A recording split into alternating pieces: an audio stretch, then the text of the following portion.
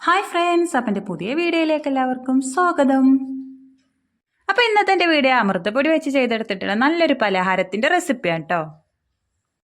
എന്നാൽ പിന്നെ പതിവ് പോലെ തന്നെ നമുക്ക് ഒട്ടും സമയം കളയാതെ നമുക്കതെങ്ങനെ തയ്യാറാക്കിയതെന്ന് നോക്കാം.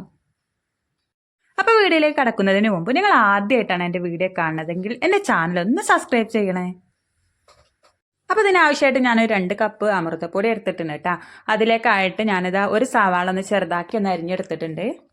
ഇനി ഇതിലേക്കായിട്ട് ഇതാ കുറച്ച് വെളുത്തുള്ളിയും ഇഞ്ചിയും കൂടെ ഒന്ന് ചെറുതാക്കി കട്ട് ചെയ്തൊന്ന് ചേർത്ത് കൊടുക്കണം കേട്ടോ. പിന്നെ അത് ഉരുളക്കിഴങ്ങ് പുഴുങ്ങിയതാണ്. പുഴുങ്ങിയതിന് ശേഷം ഗ്രേറ്റ് ചെയ്തെടുത്തിട്ടുള്ളതാണ് കേട്ടോ. ഇത് മുട്ടൊന്ന് ചെക്കി എടുത്തതാണ്. പിന്നെ കറിവേപ്പിലയും കൂടെ ചേർത്ത് കൊടുക്കുക. പിന്നെ നിങ്ങളുടെ കയ്യിലുണ്ടെന്നുണ്ടെങ്കിൽ ടൊമാറ്റോ സോസും കൂടെ ഒന്ന് ചേർത്ത് കൊടുക്കുക. എന്നിട്ട് ആവശ്യത്തിനുള്ള ഉപ്പും ചേർത്തതിന് ശേഷം നമുക്ക് ഇതിലേക്ക് മസാലപ്പൊടികൾ ചേർക്കാം കേട്ടോ. കുറച്ച് മുളക് പൊടി മഞ്ഞൾപ്പൊടിയും കൂടെ ചേർത്തിട്ട് കൈ വെച്ചിട്ട് നല്ലതുപോലെ ഒന്ന് മിക്സ് ചെയ്തെടുത്തിട്ട് ഇതേ രൂപത്തിലൊന്ന് കുഴച്ചെടുക്കുക. ശേഷം നമുക്ക് നമ്മുടെ കയ്യിൽ കുറച്ച് എണ്ണ തടവിയതിന് ശേഷം നമുക്ക് ഇഷ്ടപ്പെട്ട ഷേപ്പിൽ ഇതൊന്ന് ആക്കിയെടുക്കാം കേട്ടോ. അപ്പോൾ ഒരുപാട് കട്ടിക്കൊന്നും ആക്കിയെടുക്കേണ്ട, അതായത് ഇതുപോലെ ഒന്ന് ആക്കിയെടുത്താൽ മതി കേട്ടോ. അങ്ങനെ ഓരോന്നും നമ്മളിതൊന്ന് ചെയ്ത് വെക്കും. അപ്പോൾ നമുക്കിതൊന്ന് ഫ്രൈ ചെയ്തെടുക്കാം കേട്ടോ. അപ്പോൾ ഇത് ഫ്രൈ ചെയ്തെടുക്കേണ്ടത് ഒരുപാട് എണ്ണ ഒഴിച്ച് അങ്ങനെ മുക്കി പൊരിക്കേണ്ട കാര്യമൊന്നുമില്ല. നമ്മൾ മീനൊക്കെ പൊരിച്ചെടുക്കില്ല, ആ ഒരു രീതിക്ക് ഇതൊന്ന് ഫ്രൈ ചെയ്തെടുക്കുക കേട്ടോ. നമ്മളിത് ചെയ്തെടുക്കേണ്ടത് മീഡിയം ടു ലോ ഫ്ലെയിമിൽ വെച്ചിട്ടാണ് കേട്ടോ. ഹൈ ഫ്ലെയിമിലൊക്കെ ഇട്ട് വെച്ചിട്ടുണ്ടെന്നുണ്ടെങ്കിൽ പെട്ടെന്ന് തന്നെ കരിഞ്ഞു പോകാനായിട്ട് ചാൻസ് ഉണ്ട്, പിന്നെ പൊട്ടി പോകാനും ചാൻസ് ഉണ്ട് കേട്ടോ. അപ്പോൾ എല്ലാവരും ഇങ്ങനെ ശ്രദ്ധിച്ചിട്ടൊക്കെ നല്ലതുപോലെ ഒന്ന് തിരിച്ചും മറിച്ചൊക്കെ ഇട്ടിട്ട് നല്ലതുപോലെ ഒന്ന് വേവിച്ചെടുക്കുക കേട്ടോ.